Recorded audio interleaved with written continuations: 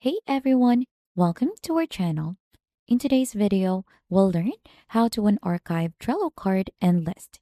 So first, to be able to begin, just go ahead and log in first onto your Trello account. And once you're already, just choose the workspace and the board that you want to go ahead and archive the Trello card and list.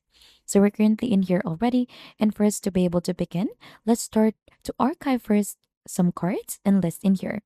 Now to begin, just go ahead and hover onto the card that you want to archive. For example, this one.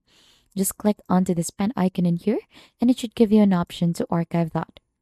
And to archive the whole list, just go ahead and click onto the three dots onto the upper part of that. Scroll down and you should be able to see an option to archive this list and archive all cards in this list. So just click onto archive this list and right after you should be able to see those things onto your archive list. So let's try to refresh first our Trello in here. Right after that, to archive the Trello cards and list, just head here onto the upper right corner of the screen.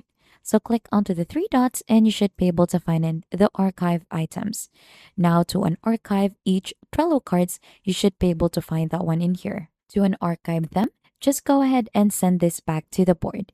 So this will go ahead and undo the steps. Also this one, let's try to do that and this one as well. So since we have archived the whole list in here, so we could switch to list in here. So instead of unarchiving each card, so we could also do that onto the list. You'll just need to go ahead and send this back to the board.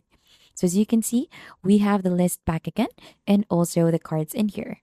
And that is just basically it, how to archive Trello card and list. And if you think this tutorial has been helpful, don't forget to hit the like, subscribe, and we'll see you on to our next video.